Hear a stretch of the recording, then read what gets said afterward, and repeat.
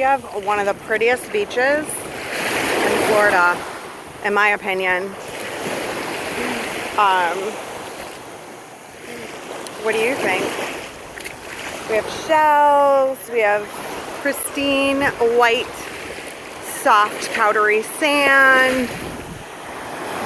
We have gorgeous blue water, not so much like the azure water that you find in the Caribbean, but Naples beaches are amazing. The water's super warm. We have a bit of a problem right now with jellyfish, so Lizzie won't go in, but I've been in. It's absolutely gorgeous.